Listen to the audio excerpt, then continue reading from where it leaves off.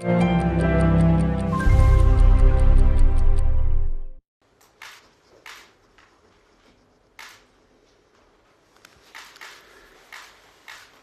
had an opportunity to meet with an awful lot of consequential people.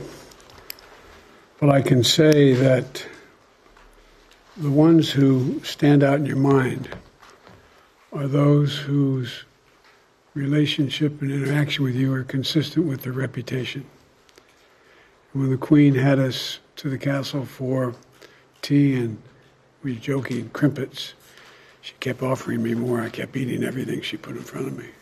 But she was the same in person as her image. Decent, honorable, and all about service. And our hearts go out to the royal family, to King Charles and all the family. It's a loss that leaves a giant hole.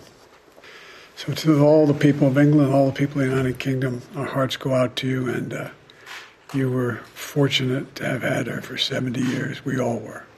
The world's better for her. Thank you. Mr. President, why did she remind you of your mother?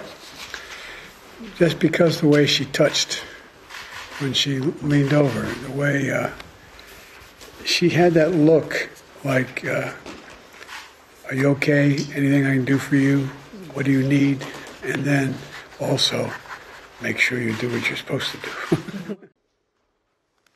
U.S. President Joe Biden paid an emotional tribute to Queen Elizabeth on the eve of her state funeral, saying Britain and the world had been lucky to have such a dignified and dedicated public servant on the throne for 70 years.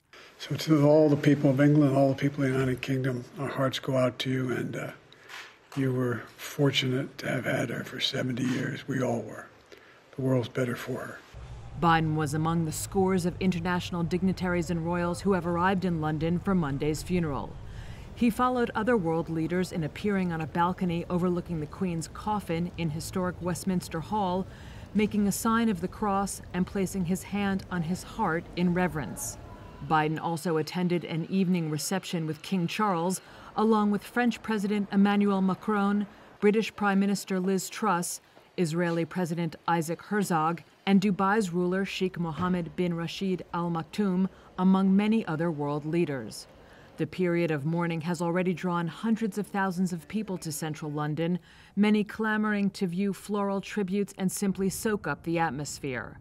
1 million people are expected in central London for Monday's funeral.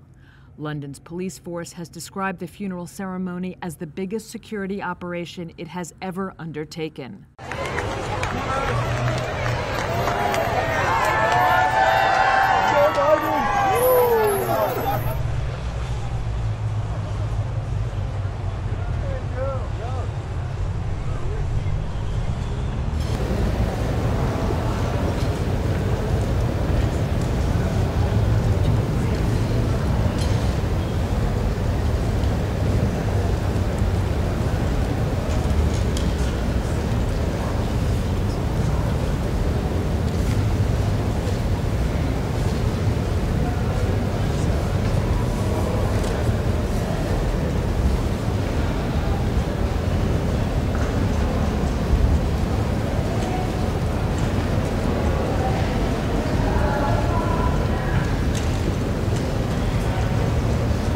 The entire island of Puerto Rico was without power on Sunday as Hurricane Fiona made landfall and threatened to cause catastrophic flooding and landslides. Puerto Rico's Governor Pedro Pierluisi. Because of the storm's size, this storm will impact all of Puerto Rico. The flood warning for all of Puerto Rico is extended until Monday. The storm knocked out the territory's power grid, which remains fragile after Hurricane Maria caused the largest blackout in U.S. history in 2017. I think we have learned a lot from the last time. We didn't prepare because we thought nothing bad would happen, and look what happened. So this is why we really prepared this time and bought a power generator. The storm made landfall with maximum sustained winds of over 85 miles per hour, according to the National Hurricane Center. U.S. President Joe Biden declared a state of emergency Sunday. The move authorizes the Federal Emergency Management Agency to coordinate disaster relief. Authorities have opened up more than 100 shelters and are urging people to take cover.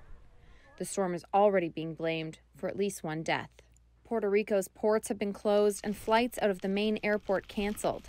Torrential rains and mudslides were also forecast for the Dominican Republic as the storm progresses northwest, with the Turks and Caicos Islands likely facing tropical storm conditions on Tuesday. She has been part of our lives forever. I'm 75 now, and I can't remember anybody except the Queen being there. It must have been so difficult for her being a solitary woman. There weren't women prime ministers or women presidents. She was the only one, so I think she carved her own role.